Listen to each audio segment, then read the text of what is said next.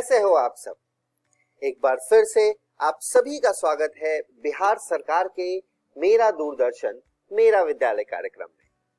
बच्चों, हम उम्मीद करते हैं कि आप सभी अपने घर पर सुरक्षित होंगे और अच्छे से पढ़ाई कर रहे होंगे।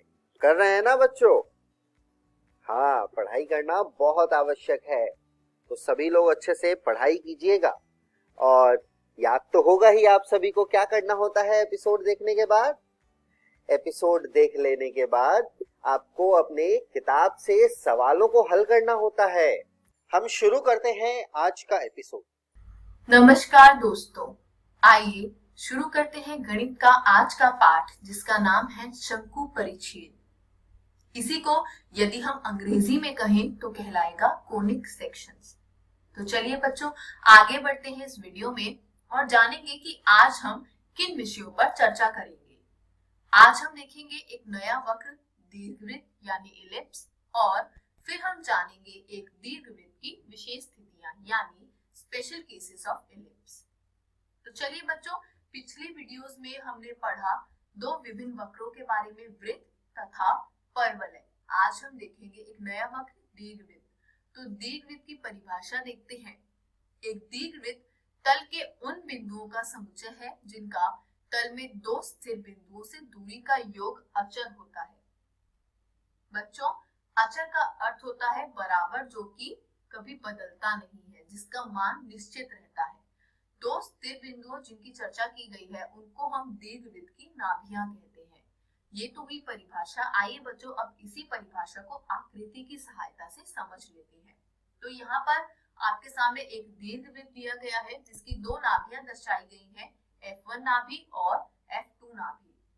अब ध्यान से देखिए बच्चों, कहा है दीर्घवृत्त जो है कुछ बिंदुओं का समुच्चय है तल पर, जिनका तल में दो स्थित बिंदुओं से दूरी का योग अचर है। तो आप नीचे का जब समीकरण देखेंगे तो आपको एक चीज समझ में आएगी बच्चों। P1 का F1 से दूरी और P1 का F2 से दूरी, आप इन दोनों को जोड़ दीजिए, P1 F1 plus P1 F2। फिर P2 F1 और P2 F2, यानी P2 की F1 से दूरी और P2 की F2 से दूरी, इन दोनों का जब आप योग लेंगे और ऐसे ही P3 का भी कर लीजिए, तो आपको प्राप्त होगा कि जो इन दोनों स्थिर बिंदुओं से दूरी का योग है वो तीनों ही बिंदुओं का अचर है, बराबर है, समान है, निश्चित है। इसलिए इन बिंदुओं का जो समुच्चय है वो एक दीर्घवृत्त का निर्माण करता है। आइए बच्चों, आगे बढ़ते हैं। दीर्घवृत्त में ही देखते हैं कुछ और रोचक तथ्यों के बारे में। यहाँ पर बच्चों आपके सामने एक आकृति दी गई है। इस आकृति को देखकर आपको क्या पता चलता है? ये एक दीर्घवृत्त की आकृति है। जो बच्चों दीर्घवृत्त होता है वो अंडे जैसे आकार का होता है। अंडा गोल नहीं होता, वो एक तरफ से थोड़ा बड़ा होता है। तो आप यहाँ देखिए बच्चों, ये जो दीर्घवृत्त बनाया गया है इसमें दो अक्ष हैं, एक एक्स अक्ष और एक वाई अक्ष। अब यदि बच्चों में एक्स अक्ष की चर्चा करूं, ए से बी की जो दूरी है वो, ए से बी की दूरी का अर्थ है कि एक्स अक्ष पर जो दूरी तय की गई है वो ज्यादा लग रही है और वाई अक्ष पे सी से डी जो है वो कम लग रही है। इसका उपयोग हम कैसे करेंगे वो भी जानेंगे। सबसे पहले देखते हैं ओ, बीच में ये जो मध्य बिंदु है ये केंद्र कहलाता है। जिस अक्ष पर भी दूरी अधिक तय की गई होती है वह अक्ष हमारा दीर्घ अक्ष कहलाता है और दूसरा अक्ष जो है वो हमारा अल्प अक्ष कहलाता है। आगे बढ़े तो हमने देखा कि ये जो दीर्घवृत्त बनता है इसके ये जो दोनों शीर्ष हैं, जैसे दोनों बिंदु ए और बी है, इनको हम शीर्ष के नाम से जानते हैं। और आगे यदि आप पढ़ेंगे बच्चों तो आप दूसरी आकृति में देखिए, पहली आकृति को और ही अच्छे तरीके से खोल के समझाया गया है। ये जो आपने केंद्र देखा, यहाँ से यदि आप शीर्ष ए की ओर देखें या फिर शीर्ष बी की ओर देखें, दोनों का ही मान बराबर होता है, ए के बराबर होता है। ठीक है बच्चों। अब उसी प्रकार यदि आप अल्प अक्ष की चर्चा करें तो ओ से सी लीजिए या ओ से डी लीजिए, दूरी जो अक्ष पर तय की गई है वो बराबर है, उसका मान बी है। और यहाँ ध्यान देने वाली बात यह है बच्चों कि जो आपने देखा केंद्र से शीर्ष की दूरी है वो ए है, लेकिन केंद्र से जो नाभि की दूरी होती है वो सी के बराबर होती है, जो कि ए का आधा होती है, यानी आप a बराबर 2c लिख सकते हैं। आशा करती हूँ बच्चों दीर्घवृत्त के ये जितने भी आगे देखे आपने केंद्र, शीर्ष, अक्ष, ये सभी आपको बहुत अच्छे से समझ आए होंगे। आगे बढ़ते हैं, कुछ और तथ्यों पर चर्चा करते हैं। अर्ध दीर्घ अक्ष, अर्ध लघु अक्ष और दीर्घवृत्त के केंद्र से नाभि की दूरी के बीच में संबंध। अब हम इन संबंधों की चर्चा करेंगे, किंतु बच्चों आप देखिए एक नया शब्द आया यहाँ पे, अर्ध लघु अक्ष।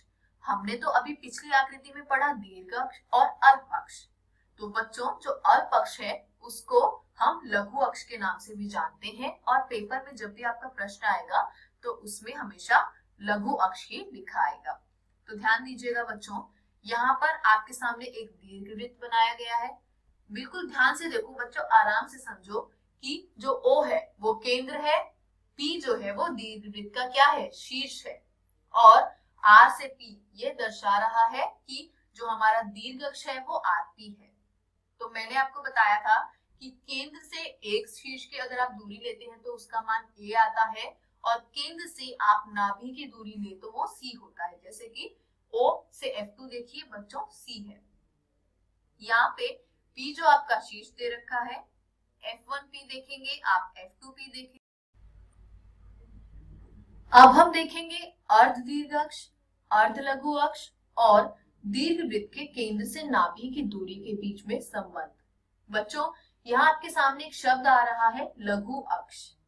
ध्यान से सुनिएगा बच्चों, पिछली आकृति पर जब हमने चर्चा करी तो उसमें दो प्रकार के अक्ष थे, दीर्घ अक्ष और अल्प अक्ष। तो बच्चों अल्प अक्ष को ही हम लघु अक्ष के नाम से जानते हैं। परीक्षा में ध्यान दीजिएगा बच्चों, प्रश्न में आपके लघु अक्ष लिखा आएगा, और यदि आपके उत्तर में कहीं प्रयोग होता है तो आप वहां पर लघु अक्ष ही लिखेंगे। आइए समझते हैं एक आकृति की सहायता से कि इन तीनों के बीच संबंध क्या होते हैं। तो यहाँ पर ध्यान से देखिएगा बच्चों, आकृति ठीक वैसी ही दीर्घवृत्त जैसी है। केंद्र से शीर्ष तक यानी O से P तक का मान A है। केंद्र से नाभि तक, चाहे आप O से F2 नाभि देख लीजिए या आप O से F1 नाभि देख लीजिए, दोनों का ही मान C दे रखा है। उसी प्रकार अल्प अक्ष में चाहे आप O से Q की तरफ देखिए या O से जो ऋणात्मक Y अक्ष है उसकी ओर आप जाइए, तो दोनों का ही मान जो है वो P के बराबर होगा। अब कहा गया है दीर्घवृत्त के दीर्घ अक्ष पर एक अंत्य बिंदु P लीजिए। जैसा कि हमने एक बिंदु ले लिया बच्चों P, आकृति में आप ध्यान से देखिए। अब कहा गया है बिंदु P की नाभियों से दूरियों का योग।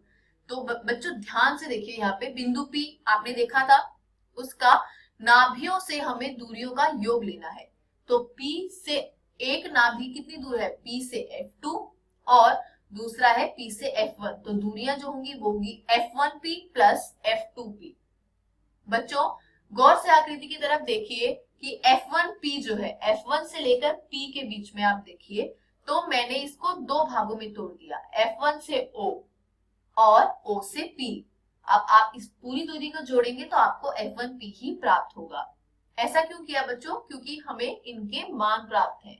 तो F1 से O जो हो जाएगा वो हमारा यहाँ पे देखिए, एक है F2P और एक है F1P। आगे बढ़े तो हमने देखा F1O जो है उसका मान है C। उसी प्रकार यदि आप देखें O और P का मान जो है वो क्या है बच्चों, A। क्यों, क्योंकि केंद्र से शीर्ष की दूरी है। उसके बाद जो F2P है वो कैसे निकालेंगे बच्चों, ध्यान से देखिए, O से P है A और O से F2 है C। तो यदि मैं A में से C को घटा दूं, यानी OP में से O F2 को हटा दूं, तो मुझे F2P प्राप्त हो जाएगा, यानी A माइनस C। अब जब हमने इसको हल किया तो C में से माइनस C होके इसका अस्तित्व हट जाएगा और A और A मिलके 2A बना देंगे। यही बताया था हमने बच्चों आपको कि इनके बीच यही संबंध होता है। आइए अब आगे बढ़ते हैं और देखते हैं। अब लघु अक्ष पर एक अंत्य बिंदु Q ली। बिंदु Q की नाभियों से दूरियों का हमें योग लेना है। तो क्या करेंगे, Q से F2 और Q से F1। यहाँ पर आप देखिए एक समकोण त्रिभुज का निर्माण हो रहा है। QO जो है वो वहां पर लंब का कार्य कर रहा है। यहाँ पर O पर एक केंद्र पर समकोण कोण बन जाएगा। पाइथागोरस प्रमेय का जब हम उपयोग करेंगे, QF2 और QF1 दोनों ही कर्ण का रूप ले रहे हैं यहाँ पर, तो जो लंब और आधार है इनके वर्गों का आपको योग लेना है। तो QF2 बराबर हो जाएगा √b² प्लस c² और QF1 जो है वो भी इसी के बराबर होगा b² प्लस c² का अंडर रूट। जब आपने इसको हल किया तो वो आ गया 2 इंटू √b² प्लस c²। क्यों? क्योंकि p और q दोनों दीर्घवृत्त पर ही स्थित है। आगे बढ़े तो हमने जाना कि दीर्घवृत्त की परिभाषा से हमें प्राप्त हुआ कि 2 इंटू √b² प्लस c² बराबर होता है 2a के, यानी a बराबर हुआ √b² प्लस c² के, जिससे हम यह संबंध भी स्थापित कर सकते हैं कि a² बराबर होता है b² प्लस c² के। अर्थात c का मान जब आपको निकालना हो तो आप निकालेंगे √a² माइनस b²। तो बच्चों, आपको यदि प्रश्न में ऐसे ही दे रखा हो मान कि केंद्र से शीर्ष की दूरी क्या है, केंद्र से नाभि की दूरी क्या है, केंद्र से जो अल्प अक्ष है उसके शीर्ष की दूरी क्या है, तो आप इसको आराम से निकाल सकते हैं। केवल आपको ये सब याद रखना है इनके संबंधों को, और अगर आप भूल भी जाते हैं तो आप एक बार दीर्घवृत्त का चित्र जो है वो बनाकर आप उसे हल कर सकते हैं। आगे बढ़ते हैं बच्चों, बढ़ते हैं अपने अगले विषय की ओर, एक दीर्घवृत्त की विशेष स्थितियां। समीकरण c² बराबर a² माइनस b² में यदि हम a का मान स्थिर रखें और c का मान 0 से a यानी 0 से a तक बढ़ाएं तो परिणामी दीर्घवृत्त के आकार निम्नांकित प्रकार से बदलेंगे। अब हम दीर्घवृत्त के आकारों की चर्चा करेंगे जिसमें हम कुछ परिवर्तन ला रहे हैं इस समीकरण में। तो देखेंगे बच्चों, पहली स्थिति, यदि c का मान 0 हो गया तो दोनों नाभियां जो है दीर्घवृत्त के केंद्र में मिल जाती हैं और a² बराबर होता है b² के, यानी a बराबर b। ये कैसे हुआ बच्चों? अभी हमने संबंध देखा था c बराबर होता है √a² माइनस b²। तो c का मान आप 0 रख लीजिए, 0 बराबर √a² माइनस b² रखिए बच्चों। वीडियो को पॉज करिए, खुद हल करके देखिए, आपको प्राप्त हो जाएगा a² बराबर है b² के और a बराबर है b के। इसके बाद जो विशेष स्थिति हमें आई वो हमें कुछ इस प्रकार की मिलेगी। क्यों? क्योंकि बच्चों c का कोई मान ही नहीं है, यानी c होता क्या है? केंद्र से नाभि के बीच की दूरी। अब जब c का कोई अस्तित्व ही नहीं है तो ये दर्शाता है कि केंद्र और नाभि के बीच कोई दूरी नहीं है, यानी वो दोनों बिंदु एक ही है। आगे बढ़ते हैं बच्चों, देखते हैं अगली स्थिति। यदि c का मान जो है वो a के बराबर हो जाए तो b का मान 0 हो जाएगा और दीर्घवृत्त दोनों नाभियों को मिलाने वाले रेखाखंड F1 F2 तक सिमट जाता है। इसको बच्चों आप आराम से समझिए, एक समीकरण अपनी पुस्तिका में लिख लीजिए, c बराबर √a² माइनस b²। उस पे ये स्थिति डालिए, c की जगह आप लिखिए a। तो आप बच्चों ध्यान से इस वीडियो को पॉज करके इसको हल करने का प्रयत्न करें। c बराबर है वर्गमूल a² माइनस b² के, तो ये जो वर्गमूल वाम पक्ष में जाएगा तो हो जाएगा c² बराबर a² माइनस b²। अब c का मान जो है वो a ही दे रखा है, तो a² बराबर हुआ a² माइनस b² के, तो b² का मान जो है वो 0 आ गया, यानी b का मान 0 आ गया। अब जब b का मान 0 आ गया तो बच्चों b क्या होता था? b अल्प अक्ष में केंद्र और शीर्ष के बीच की दूरी हुआ करती थी, तो वो रहा ही नहीं। तो आपका जो आकृति है वो कुछ इस प्रकार का हो जाएगा। क्यों बच्चों? क्योंकि अल्प अक्ष का कोई अस्तित्व ही नहीं रहा। आगे बढ़ते हैं बच्चों, देखते हैं अगला विषय, उत्केंद्रता यानी इसेंट्रिसिटी। इसकी परिभाषा में हमने जाना दीर्घवृत्त की उत्केंद्रता दीर्घवृत्त के केंद्र से नाभि और केंद्र से शीर्ष की दूरियों का अनुपात है। यानी आप दीर्घवृत्त में केंद्र से नाभि की जो दूरी है, यानी O से F2 या फिर O से F1 जो कि हमारा C होता है, और केंद्र से शीर्ष की दूरियों का, केंद्र से शीर्ष की दूरियां कैसे होती हैं बच्चों? आप देख सकते हैं उसका मान होता है A। क्यों? क्योंकि यहाँ पे दीर्घ अक्ष की चर्चा की गई है।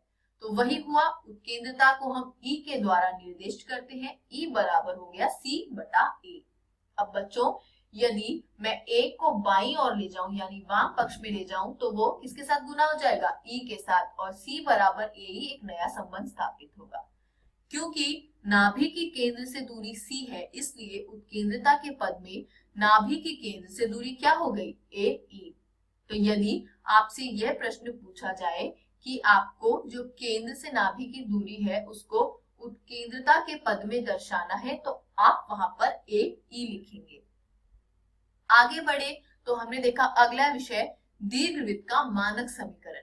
एक दीर्घवृत्त का समीकरण सरलतम होता है यदि दीर्घवृत्त का केंद्र मूल बिंदु पर हो और नाभियां x अक्ष या y अक्ष पर स्थित हो।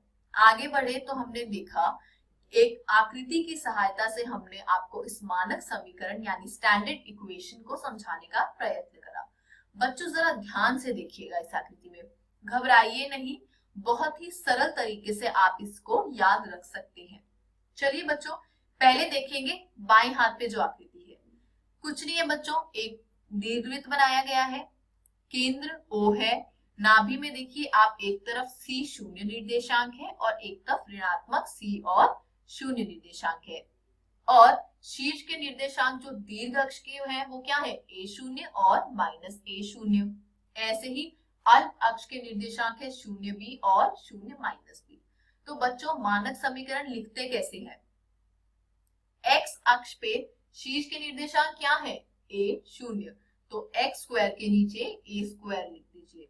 अब जो y अक्ष है उस पे अल्प अक्ष है, उसके निर्देशांक क्या है 0b, तो y स्क्वायर के नीचे b स्क्वायर लिख दीजिए, यानी x स्क्वायर बटे a square plus y square बटे b स्क्वायर बराबर हुआ 1 के। ये आकृति आप समझ गए होंगे। चलो बच्चों बढ़ते हैं दूसरे दीर्घवृत्त की ओर। यहाँ पर बच्चों आप देखिए, जो आप देखेंगे कि आकार जो है वो थोड़ा बदला बदला लग रहा है।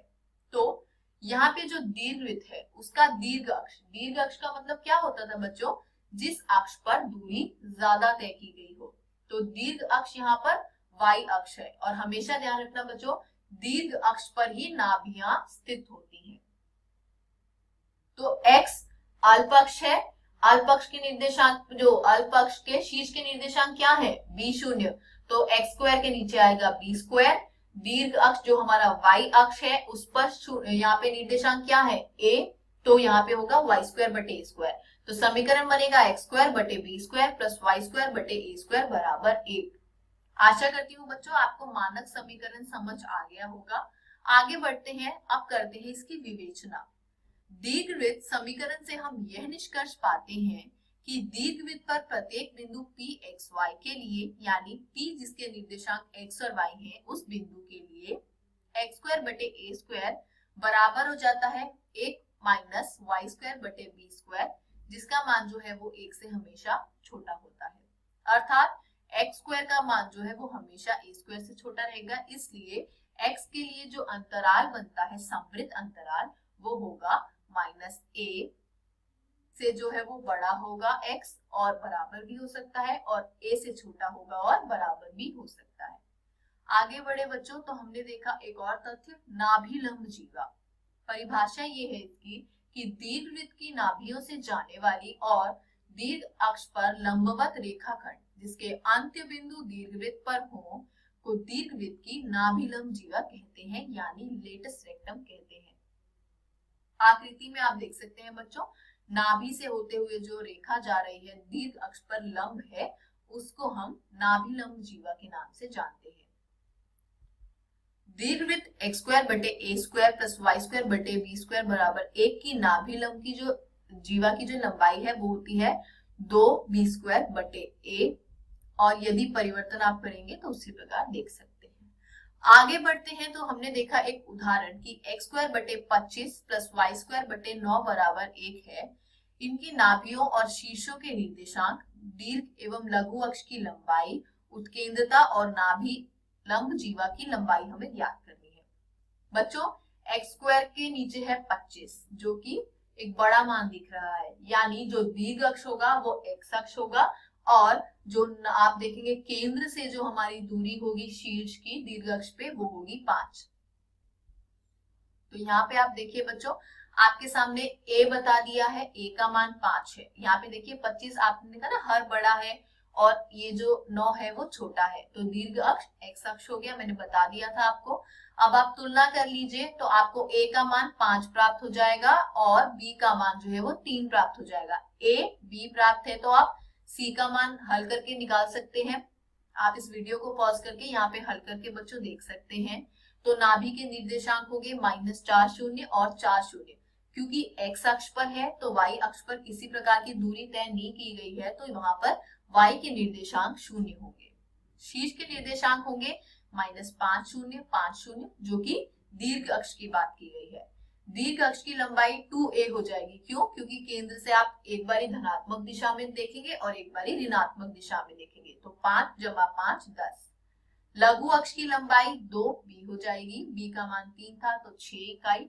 और उत्केंद्रता आप निकाल के देखेंगे वो होता है c/a, तो 4/5। और नाभि लंब जीवा जो है वो हो गई 18/5। इसी के साथ बच्चों हमने ये उदाहरण समाप्त किया और अध्याय भी समाप्त किया। आशा करती हूँ बच्चों दीर्घवृत्त आज आपको समझ आया होगा, उसकी विशेष स्थितियां। घर जाइए, प्रश्नावली में दिए गए प्रश्नों का अभ्यास कीजिए। किसी भी प्रकार के संदेह एवं सहायता के लिए हम हमेशा उपलब्ध हैं। धन्यवाद। नमस्कार दोस्तों, आज हम कक्षा 12वीं की गणित का अध्याय 9 पढ़ने वाले हैं, जिसका नाम है अवकल समीकरण। इस अध्याय को हमने 7 भागों में बांटा है। आज हम इस अध्याय का भाग 1 पढ़ने वाले हैं। तो आइए देखते हैं कि आज के इस वीडियो में हम क्या पढ़ेंगे। तो दोस्तों, आज के इस वीडियो में हम जानेंगे अवकल समीकरण की भूमिका तथा कुछ आधारभूत संकल्पनाएं। तो चलिए आगे बढ़ते हैं और शुरू करते हैं हम हमारा आज का भाग। तो दोस्तों, अवकल समीकरण को इंग्लिश में डिफरेंशियल इक्वेशन कहा जाता है। इस अध्याय की भूमिका में हम सबसे पहले ये जानेंगे कि अवकल समीकरण होता क्या है। तो दोस्तों, जैसा कि आप सब जानते हैं, समीकरण होता है जब दोनों व्यंजक बराबर हो। अभी तक आपने जो समीकरण सीखे हैं वो कुछ इस प्रकार के हैं, जैसे कि x² - 5x + 6 = 0। ये क्या है? ये एक तरह का क्वाड्रेटिक इक्वेशन है। इसी तरह x + y = 5। ये क्या है? ये एक तरह का लीनियर इक्वेशन इन 2 वेरिएबल है। इसी तरह आपने ट्रिग्नोमेट्रिक इक्वेशन पढ़ी है, जैसे कि sin x + cos x = 0। ये सभी जो समीकरण है, इसमें हमारा जो चर है वो स्वतंत्र है, यानी कि इंडिपेंडेंट है। अब हम एक नए प्रकार की समीकरण देख रहे हैं जिसमें कि हमारा अवकलज शामिल है। तो दोस्तों, यहाँ पर आप देख रहे होंगे तो आपको पता लग रहा होगा कि ये एक उस प्रकार का समीकरण है जिसमें चर के साथ साथ स्वतंत्र चर के सापेक्ष आश्रित चर का अवकलज भी शामिल है, जैसे कि ये x और फिर dy/dx। तो दोस्तों, एक ऐसा समीकरण जिसमें स्वतंत्र चर चरों के सापेक्ष आश्रित चर के अवकलज सम्मिलित हो, अवकल समीकरण कहलाता है। यानी कि equations which involves variables as well as the derivative of dependent variable with respect to independent variable is known as differential equation। तो ये थी थोड़ी बहुत जानकारी डिफरेंशियल इक्वेशन के बारे में। आइए अब हम देखते हैं dy/dx = gx, जहाँ y = fx। ये जो इक्वेशन है, इसमें आपको देखकर पता लग रहा होगा कि यहाँ पर हमारा डेरिवेटिव इन्वॉल्व है। डेरिवेटिव इन्वॉल्व है यानी कि ये एक अवकल समीकरण है। तो ये थी थोड़ी बहुत जानकारी अवकल समीकरण के बारे में। चलिए अब हम ये जानेंगे कि अवकल समीकरण का हम प्रयोग कहाँ कहाँ पर देखते हैं। तो दोस्तों, अवकल समीकरणों का उपयोग मुख्य रूप से भौतिकी, रसायन विज्ञान, जीव विज्ञान, मानव विज्ञान, भूविज्ञान, अर्थशास्त्र आदि विभिन्न क्षेत्रों में किया जाता है। चलिए दोस्तों, अब हम ये देखेंगे कि इस अध्याय में हम क्या क्या सीखने वाले हैं। तो दोस्तों, इस अध्याय में हम अवकल समीकरण की कुछ आधारभूत संकल्पनाओं को जानने वाले हैं। उसके बाद हम जानेंगे अवकल समीकरण के व्यापक एवं विशिष्ट हल। फिर हम जानेंगे कि अवकल समीकरण का निर्माण किस प्रकार से किया जाता है। फिर हम ये जानेंगे कि प्रथम कोटि एवं प्रथम घात के अवकल समीकरण को हल करने की कुछ विधियां। और फिर हम जानेंगे विभिन्न क्षेत्रों में अवकल समीकरण के कुछ उपयोग। तो इस अध्याय में हम इन सभी चीजों के बारे में जानेंगे। आइए अब हम जानते हैं सबसे पहले कुछ आधारभूत संकल्पनाओं को, जिसमें हम ये जानेंगे कि अवकल समीकरण कितने प्रकार के होते हैं। उससे पहले एक बार हम रिकॉल करेंगे अवकलज के बारे में। तो दोस्तों, जैसे कि dy/dx होता है तो इसे हम कहते हैं कि यह x के सापेक्ष अवकलन है। इसी प्रकार से जब d2y/dx2 होता है तो इसे हम ये कहते हैं कि ये x के सापेक्ष पुनः अवकलन किया हुआ है, यानी कि सेकेंड डेरिवेटिव इसका निकाला गया है। इसी तरह से जब आप d3y/dx3 करते हैं तो यहाँ से इसे आप कहते हैं कि ये x के सापेक्ष पुनः अवकलन किया हुआ है, अर्थात d2y/dx2 का पुनः अवकलन किया हुआ है। आइए एक उदाहरण से इसे रिकॉल करते हैं। यहाँ पर जो हमने उदाहरण लिया है वो है y = 3x⁴। अब यहाँ पर हमें इसका अवकलन ज्ञात करना होगा, तो वो हमें प्राप्त होगा dy/dx = 12 × x⁴। इसी तरह जब हमें इसका d2y/dx2 फाइंड करना होगा तो ये हमें मिल जाएगा 36 × x²। ये हमें तब मिला है जब हमने 12x³ को वापस से डिफरेंशिएट किया है। इसी तरह आप जब 36x² को डिफरेंशिएट करेंगे तो आपको मिलेगा d3y/dx3 की वैल्यू, जो कि यहाँ से आपको मिलेगी 72x। तो ये थी जानकारी डिफरेंशिएशन के बारे में, जिससे कि आपको रिकॉल हो जाए कि फर्स्ट डेरिवेटिव किसे कहते हैं, सेकंड डेरिवेटिव किसे कहते हैं, थर्ड डेरिवेटिव किसे कहते हैं और इसे हम किस तरह से प्राप्त करते हैं। चलिए अब हम बढ़ते हैं अवकलन समीकरण के प्रकार की ओर। एक ऐसा अवकल समीकरण जिसमें केवल एक स्वतंत्र चर के सापेक्ष आश्रित चर के अवकलज सम्मिलित हो, सामान्य अवकल समीकरण कहलाता है। यानी कि वैसे डिफरेंशियल इक्वेशन जिसमें कि हमारा जो डिपेंडेंट वेरिएबल होता है with respect to independent variable derivative involve होता है, उस तरह के इक्वेशन को हम ऑर्डिनरी डिफरेंशियल इक्वेशन कहते हैं। आइए उसका एग्जाम्पल देखते हैं। स्क्रीन पर आपको एक एग्जाम्पल दिख रहा होगा, जो कि होगा 3 × d2y/dx2 + dy/dx3 = 3।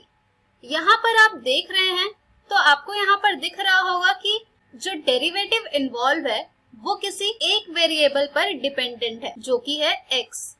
तो इस तरह के जो इक्वेशंस होते हैं इन्हें हम कहते हैं ऑर्डिनरी डिफरेंशियल इक्वेशन। चलिए अब हम दूसरे तरह का एक डिफरेंशियल इक्वेशन देखते हैं। एक ऐसा अवकल समीकरण जिसमें एक से अधिक स्वतंत्र चरों के सापेक्ष अवकलज शामिल होते हैं आंशिक अवकल समीकरण कहलाते हैं। यानी कि जो डिफरेंशियल इक्वेशन जिसमें कि डेरिवेटिव इन्वॉल्व होते हैं with respect to more than one independent variable, उसे हम कहते हैं पार्शियल डिफरेंशियल इक्वेशन। जब आप इसका एग्जाम्पल देखेंगे तो आपको ये अच्छी तरह से क्लियर हो जाएगा, जैसे कि 3x × dy/dx + t × dy/dt = 0। यहाँ पर आपको दिख रहा है कि जो आपका डेरिवेटिव है वो दो अलग अलग वेरिएबल्स पर डिपेंडेंट है। तो दोस्तों, ये हैं अवकल समीकरण के प्रकार, जो कि है सामान्य अवकल समीकरण और दूसरी है आंशिक अवकल समीकरण। अब आपको क्लियर हो गया होगा कि कौन सा समीकरण सामान्य है और कौन सा आंशिक अवकल समीकरण है। चलिए दोस्तों, अब हम जानेंगे order of a differential equation, अर्थात अवकल समीकरण की कोटि। आइए देखते हैं कि वो हम किस प्रकार से ज्ञात करेंगे। किसी अवकल समीकरण की कोटि उस अवकल समीकरण में सम्मिलित स्वतंत्र चर के सापेक्ष आश्रित चर के उच्चतम कोटि के अवकलज की कोटि द्वारा परिभाषित होती है। यानी कि वैसे डिफरेंशियल इक्वेशन जिसमें कि जो डेरिवेटिव इन्वॉल्व हो उसकी जो सबसे हाईएस्ट पावर होगी वो हो जाएगी हमारे डिफरेंशियल इक्वेशन की ऑर्डर। आइए एग्जाम्पल से इसे समझते हैं। एग्जाम्पल हमने लिया है dy/dx = e⁻x। इसकी कोटि अगर हमें ज्ञात करनी है तो ये हमें क्या प्राप्त होगा। ये जो हमारा डिफरेंशियल इक्वेशन है ये है हमारा dy/dx - e⁻x = 0। इसमें आप देख पा रहे हैं कि आपका जो डेरिवेटिव है उसकी जो सबसे हाईएस्ट पावर होगी वो क्या है यहाँ पर, वो है यहाँ पर 1। तो यहाँ पर हमारे इस डिफरेंशियल इक्वेशन की कोटि हमें प्राप्त हुई है 1। आइए एक और एग्जाम्पल देखते हैं। दूसरा एग्जाम्पल जो हमने लिया है वो है d2y upon dx2 plus y is equals to 0। इसकी कोटि अगर हम प्राप्त करेंगे तो हमें यहाँ पर क्या प्राप्त होगा, ये जो हमारा डिफरेंशियल इक्वेशन है सेकेंड ऑर्डर डेरिवेटिव इस डिफरेंशियल इक्वेशन में इन्वॉल्व है। तो यहाँ पर हमारे इस डिफरेंशियल इक्वेशन की कोटि जो आ जाएगी वो आ जाएगा हमारा 2। आइए इसी तरह एक और एग्जाम्पल देखते हैं। d3y upon dx3 plus x square multiplied by d2y upon dx2 whole cube is equals to e to the power x। अब ये जो हमारा डिफरेंशियल इक्वेशन है इसकी कोटि अगर हमें ज्ञात करनी है तो वो हमें क्या प्राप्त होगा। तो दोस्तों यहाँ पर जो हमारा डेरिवेटिव इन्वॉल्व है जिसकी सबसे हाईएस्ट पावर है वो है 3। तो यहाँ से हमें इस डिफरेंशियल इक्वेशन की ऑर्डर अर्थात कोटि प्राप्त हो रही है 3। आइए एक और उदाहरण देखते हैं जो कि है d5y upon dx5 plus x square multiplied by d2y upon dx2 whole cube is equals to 5। अब ये डिफरेंशियल इक्वेशन है, इसमें जो हमारा डेरिवेटिव इन्वॉल्व है जिस ऑर्डर की वो है 5। तो यहाँ से हमारे इस डिफरेंशियल इक्वेशन की ऑर्डर आ जाएगी 5।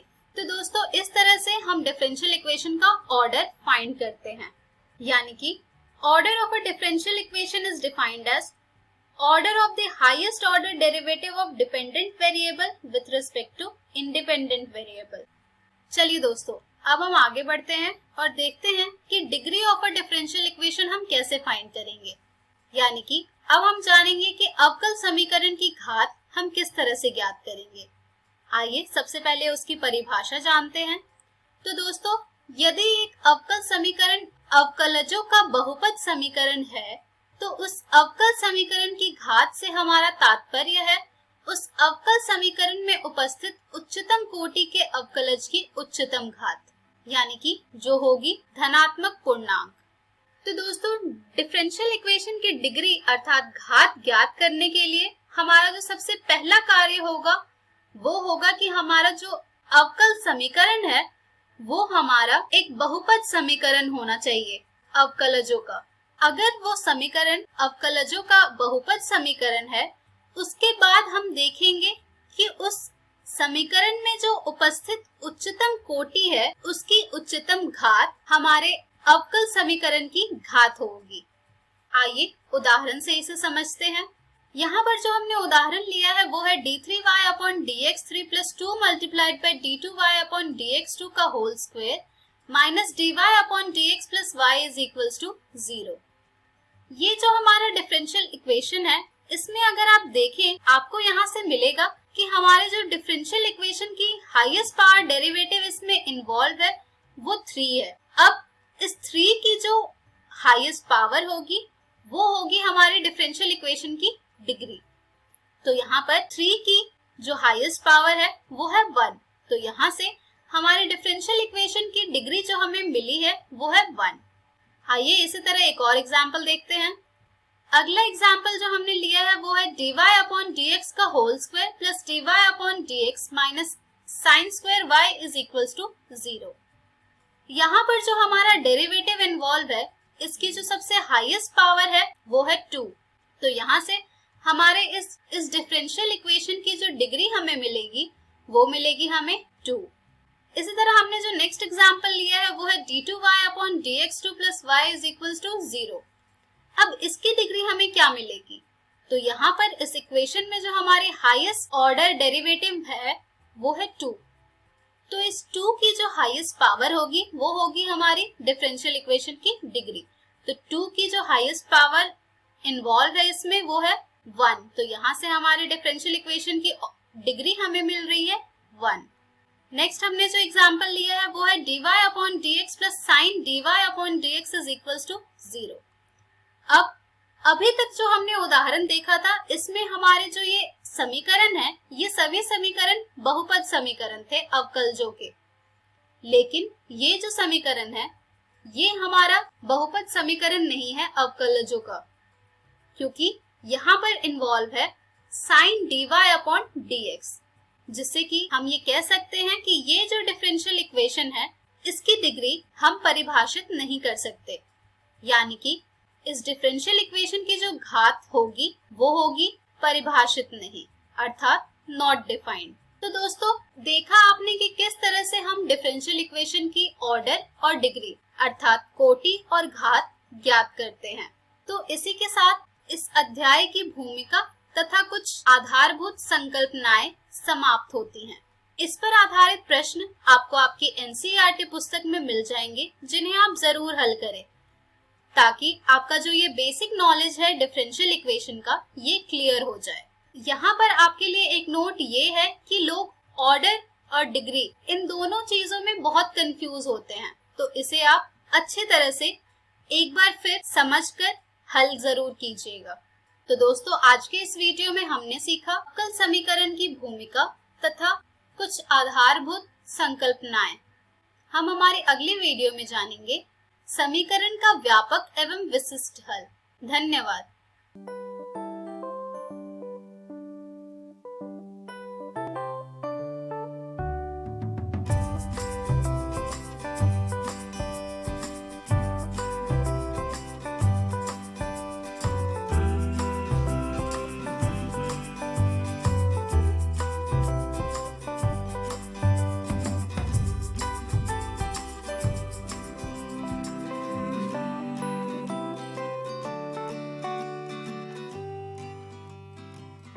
मानव स्वास्थ्य और रोग। इस वीडियो में हम पढ़ेंगे सबसे पहले एड्स के बारे में, फिर कैंसर। एड्स उपार्जित प्रतिरक्षा न्यूनता संलक्षण, एड्स अक्वायर्ड इम्यूनोडेफिशिएंसी सिंड्रोम। इसका अर्थ है प्रतिरक्षा तंत्र की न्यूनता जो व्यक्ति के जीवन काल में उपार्जित होती है और जो इस बात का संकेत है कि यह न्यूनता कोई जन्मजात रोग नहीं है। एड्स की पहली बार 1981 में पता चला, जो लगभग 25 वर्षों में 2 करोड़ लोगों के मृत्यु का कारण बन चुका है। इसका विषाणु HIV या ह्यूमन इम्यूनोडेफिशिएंसी वायरस है। अब चलिए पढ़ते हैं HIV के बारे में। HIV विषाणुओं के उस समूह में आता है जिसे हम पश्च विषाणु या रेट्रोवायरस कहते हैं। इसकी खासियत यह है कि इसमें RNA जीनोम होता है और यह RNA जीनोम न्यूक्लियोकैप्सिड से ढका हुआ होता है। व्यक्ति के शरीर में आ जाने के बाद विषाणु बृहद भक्षाणु या मैक्रोफेज के CD4 रिसेप्टर और CCR5 रिसेप्टर से बाइंड करके बृहद भक्षाणु के अंदर एंडोसाइटोसिस द्वारा प्रवेश करता है।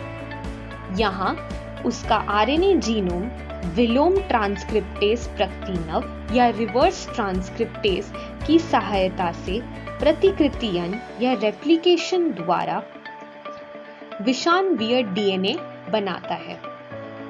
यह विषाणुवीय DNA परपोषी की कोशिका के DNA में संविष्ट होकर संक्रमित कोशिकाओं को विषाणु प्रोटीन्स ट्रांसलेशन द्वारा बनाने का निर्देश देता है।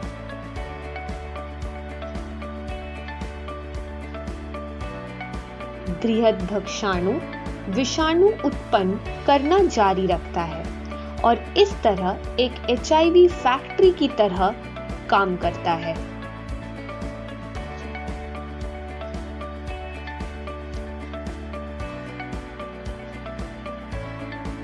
फिर इन विषाणु प्रोटीन में म्यूटेशन के कारण एक म्यूटेटेड HIV वायरस का जन्म होता है। अब यह म्यूटेटेड वायरस सहायक T लक्षाणु में घुस जाता है, प्रतिकृति बनाता है और संतति विषाणु पैदा करता है।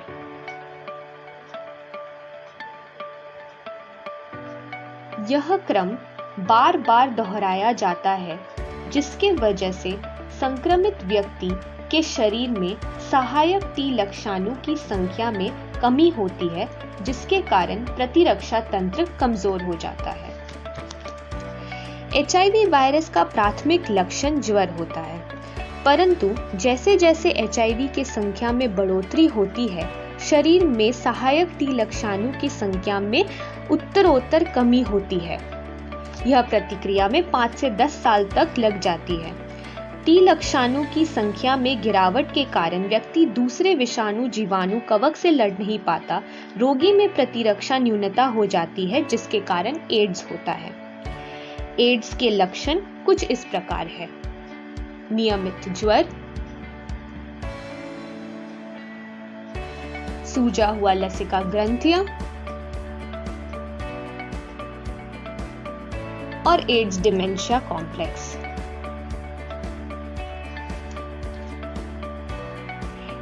HIV विषाणु एक व्यक्ति से दूसरे व्यक्ति में संचारित हो सकता है। आमतौर पर HIV का संक्रमण कुछ इस प्रकार होता है: संदूषित रक्त और रुधिर उत्पादों के आधान से संक्रमित मां से अपरा द्वारा उसके बच्चे में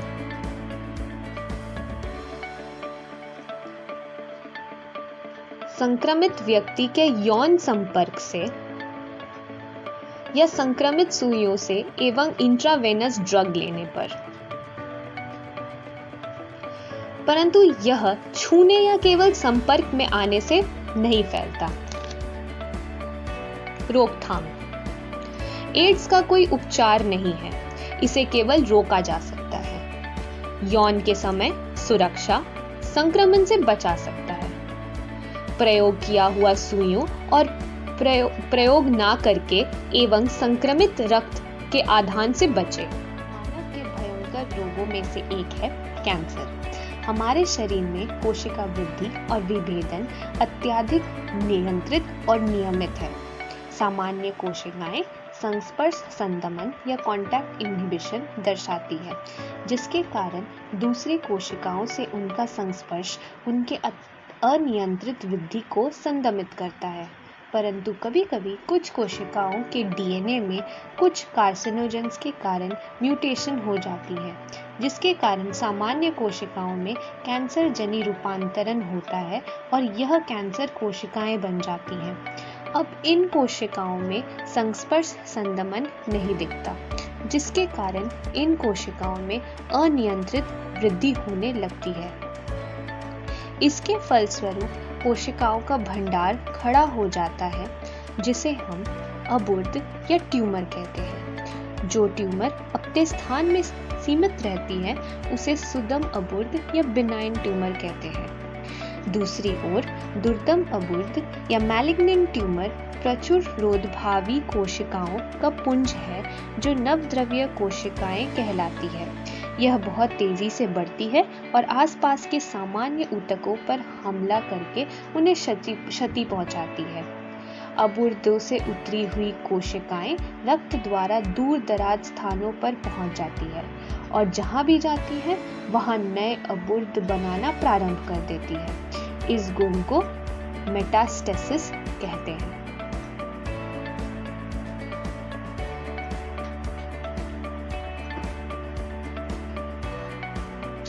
कैंसर के कारण पर सामान्य कोशिकाओं का कैंसरी नवद्रव्य कोशिकाओं में रूपांतरण कई कारणों से हो सकता है।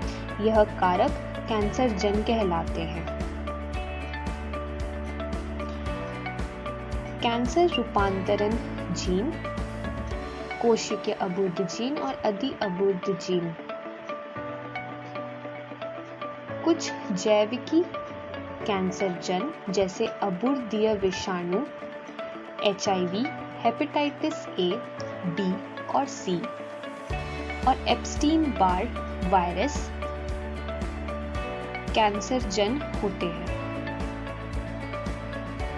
रासायनिक कैंसर जन जैसे एस्बेस्टस जैसे हानिकारक रासायनिक पदार्थ, एक्स किरण, गामा किरण, सूरज के परबैंगनी किरण,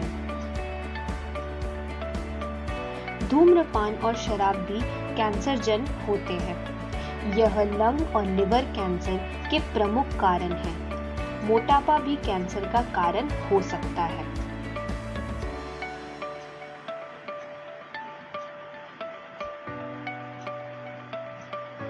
कैंसर का शुरू में ही पता लगाना ज़रूरी होता है, क्योंकि ऐसा होने पर मामलों में इस रोग का उपचार हो सकता है। जीवति परीक्षा, बायोप्सी, ऊतक विकृति, हिस्टोपैथोलॉजिकल, MRI, आणविक जैविकी, मॉलिक्यूलर बायोटेक्नोलॉजी, विकिरण चित्र, रेडियोग्राफी और CT स्कैन से इसका निदान किया जा सकता है। उपचार: आमतौर पर कैंसर के उपचार के लिए शल्यक्रिया सर्जरी किया जाता है, जिसमें कैंसरी अबुर्द को शरीर से निकाल दिया जाता है।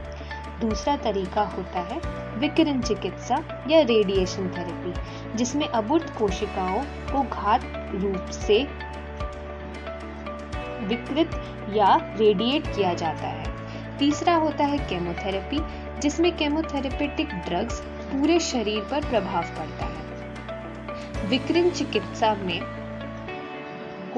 अबुर्द कोशिकाओं को ही सिर्फ किरणित किया जाता है, दूसरे कोशिकाओं को कोई हानि नहीं पहुंचती, परंतु कीमोथेरेपी में पूरे शरीर में प्रभाव पड़ता है। अब कीमोथेरेपी कैसे काम करता है?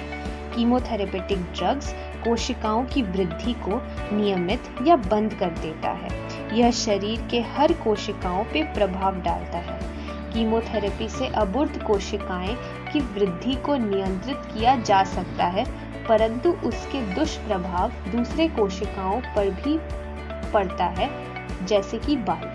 जितने बार मरीज को कीमोथेरेपी मिलता है, उतनी बार उसकी कोशिकाओं की वृद्धि में उत्तरोत्तर कमी होती है। इसीलिए कीमोथेरेपी के दुष्प्रभाव कुछ इस प्रकार है: बालों का झड़ना, अर्कतता, कमजोरी, ज्वर और वजन घटना।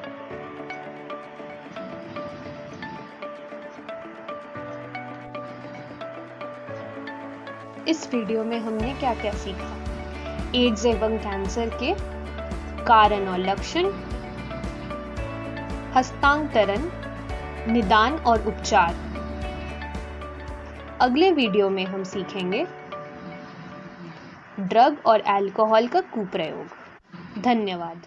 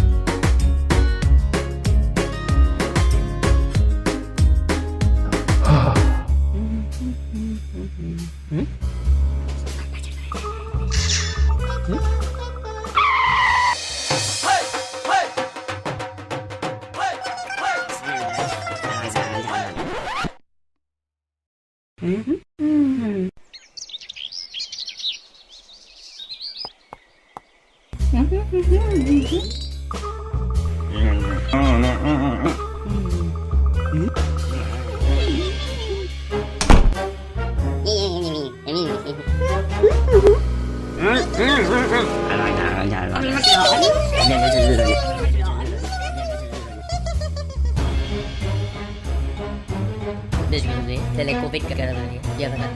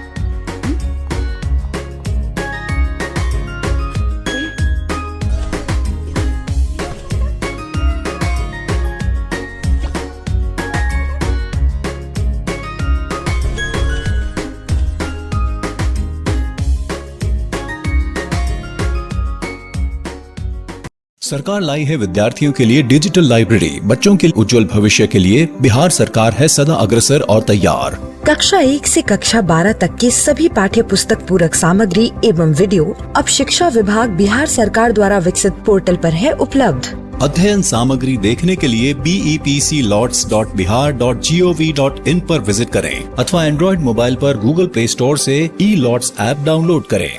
शिक्षकों, अभिभावकों एवं बच्चों से अनुरोध है कि इस ई लाइब्रेरी का अधिक से अधिक लाभ उठाएं और अपनी पढ़ाई जारी रखें।